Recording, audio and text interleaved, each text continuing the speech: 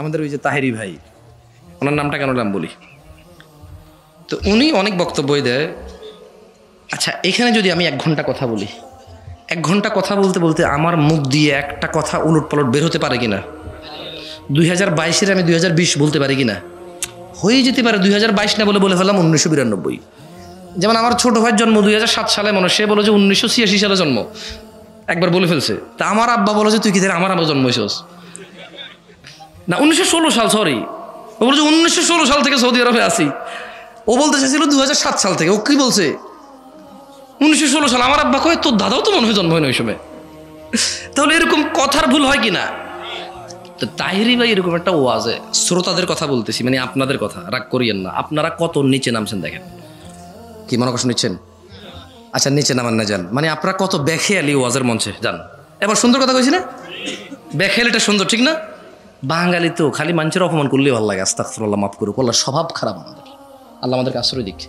সুন্দর ভাষা আছে বাংলা, আমরা এগুলো ব্যবহার করি, সমস্যা কোথায়? তাহলে আমরা শ্রোতারা কত বেখেয়ালি। তো উনি ভাষা দিবসকে 1971 সাল বলে বলছে, ঠিক কিনা? এইখান ওনার ওয়াজে তো মাশাআল্লাহ অনেক মাস হয়, সবাই বলছে ঠিক। আমি কই লা হাওলা ওয়ালা কুওয়াতা ইল্লা বিল্লাহ। একজন বক্তা না হয় সে অনেকক্ষণ কথা বলতে বলতে গিয়ে সনটা ভুল করছে, এরাও কি ভুল করছে সবাই কেউ জানে না। তার মানে এই দেশের যে শ্রোতাদের ঠিক এর কোনো দাম নাই, এর কোনো কি নেই। আমি ভুল বলতেছি? ঠিক কিনা? এই ঠিকের দাম নাই। ইন্না লিল্লাহি ওয়া ইন্না ইলাইহি রাজিউন। আমি পুরো রাত চিন্তা করছি, এই কথা বললে মিথ্যা হবে, তবে দীর্ঘক্ষণ আমার ঘুম আসে না যে কি ব্যাপার। একজন মানুষ দীর্ঘক্ষণ, এটা বন্ধ করেন আপনি, একজন মানুষ দীর্ঘক্ষণ যখন কথা বলে তো একটা মিস্টেক, স্লিপ অফ টাং হতে পারে, কিন্তু কমসে কম আমি তো 500-এর উপরে তো শ্রোতা হবে ইনশাআল্লাহ। আমার তো আইডিয়া নাই, ওনার বক্তব্যে বেশি মানুষ যায়, একটু ছেলে পেলে আনন্দ পায়, হ্যাঁ মারহাবা। তো আমি বললাম যে এই শ্রোতাদের সামনে এত বড় একটা স্লিপ অফ টাং, প্রত্যেকটা শ্রোতা বলছে যে ঠিক, তাহলে আমাদের দেশের হুজুররা যে কিছু হলে বলে চ্যালেঞ্জ করলাম 1 লাখ টাকার যদি ঠিক না, সব বলে ঠিক। আমি আরে তোমার চ্যালেঞ্জের 5 পয়সার দাম নাই, এখানে শ্রোতারা যাই কয় তাই কয় ঠিক। এটা প্রমাণ হয়ে গেছে ওই দিন ওই ওয়াজে, এটা ওই ওয়াজ প্রমাণ করেছে যে এই দেশের শ্রোতার ঠিক বেঠিকের কোনো দাম নাই। হুজুর যেহেতু এখানে আসছে, ওনার যেহেতু ওয়াজ শোনে আপাতত উনি সেরা, উনি যা বলে তাই ঠিক। এখান থেকে বের হওয়ার পরে বলবো উনি কি বেঠিক না ঠিক নাকি? আল্লাহ আমাদেরকে আশ্রয় দিক। তাহলে আমরা ওইরকম শ্রোতা হব না ইনশাআল্লাহ। আসুন, আমার দেরি হয়ে যাচ্ছে, সেক্ষেত্রে লেট হয়ে যাবে, শেষ করি। আল্লাহ তাআলা বলছেন ফাসবির সাবরান জামিলা। সুতরাং মুহাম্মদ সাল্লাল্লাহু আলাইহি সাল্লাম আপনি ধৈর্য ধারণ করুন, পরম ধৈর্য। ইন্নাহুম ইয়ারাউনাহু বাঈদা।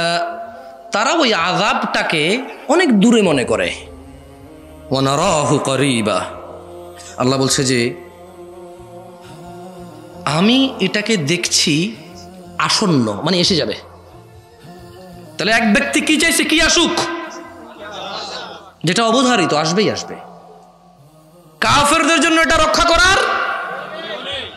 তো এই কথা বলতে গিয়ে আল্লাহ সুবহানাহু ওয়া তাআলা বলছেন যে তারা মনে করে যে এটা অনেক দূরে আযাব। এই জন্য তো ছেলেটা এরকম চুল কাটে। আর্জেন্টিনা, ব্রাজিল কি কি আছে ওর মতো। যদিও আমি ইউরোপের মধ্যে আমেরিকা, যুক্তরাষ্ট্র, ফ্রান্স, ইটালি এগুলোর নাম ভালো জানি, বাকি আর্জেন্টিনা, ব্রাজিল এই দেশে সত্যি কথা যেটা এখানে ঢুকার পরে এই জাতীয় পতাকা একটা 4 কিলোমিটার 5 কিলোমিটার বানায় এরা। এদের বাপের পয়সা আছে ভাই। এটা ভিন্ন কথা। নীলফামারী, ওই পঞ্চগড় ওদিকের মানুষ শীতের কাপড় ছাড়া মারা যায়, এটা ভিন্ন কথা। এটা ভিন্ন কথা। হাজার হাজার লাখ লাখ রোহিঙ্গাকে এই দেশে সহযোগিতা করেছে আমাদের দেশের সরকার, বা আমরা তো আলহামদুলিল্লাহ কিছু প্রতিবাদ করি না, ঠিক না? আলহামদুলিল্লাহ আল্লাহ তাআলা রিজিক দিচ্ছে, খাচ্ছে তারা। ওখানের কত ছোট ছোট বাচ্চারা কষ্ট পাবে এই শীতে, এটা ভিন্ন কথা। যে ঢাকা শহরে ঢুকলে রাস্তার 2 সাইডে পাগল হোক মানুষ, তো আরে ও না পাগল কিছু জানে না, ওকে যদি আমি একটা শীতের কাপড় দেই, একবেলা খাবার দেই, আল্লাহ তো জানে নেকি তোর ওই পাগলে দিবে না, বা সুস্থ মানুষ দিবে না, নেকি দিবে কে? তাহলে সহযোগিতা করলো না, এটা ভিন্ন কথা। কিন্তু 4 কিলোমিটার পতাকা বানায়, আবার এই দেশের সুশীলরা পাঞ্জাবি গায়ে দিলে বলে যে এগুলো অন্য দেশের কালচার। এখন আবার অন্য দেশের পতাকা বানায় ঘুরলো, এটা আমাদের দেশীয় কালচার হয়ে গেছে এখন। ये बहुत मजेदार बात है, हमको बड़ा मजा आता है ये सब बात सुनने में। পাঞ্জাবি পড়লে এটা কি আমাদের দেশীয় কালচার বাঙালিয়ানা? উনি আবার মহিলা মানুষ ব্লেজার পরে বলতেছে বাঙালিয়ানা। তা আমরা তো জানি যে দেশে মহিলারা শাড়ি পরবে, এটা বাঙালিয়ানা। আমি কি শাড়ি পরতে বলছি? ব্লেজার পরতে না করছি। আমি খালি বলছি যে এই দেশের মানুষ আমরা জানি যে পুরুষের লুঙ্গি গামছা পরবে, এটা হচ্ছে বাঙালিয়ানা। পাঞ্জাবি পরবে কাটা, এটা হচ্ছে বাঙালিয়ানা। ধুতি পরবে বাঙালিয়ানা। শাড়ি পরবে, ব্লাউজ পরবে, ছায়া পরবে বাঙালিয়ানা। কি আনা? আমি কি পরো কোনটা পরো না পরো এরকম কিছু বলতেছি? উনি আবার পাঞ্জাবি নিয়ে কথা বলতেছে, পাঞ্জাবি হচ্ছে সৌদি আরবের কালচার, আরব কালচার। এটা এটা দেশে বেমানান, এটা তো এখানে চলতে পারে না, এটা তো বেমানান। কেন?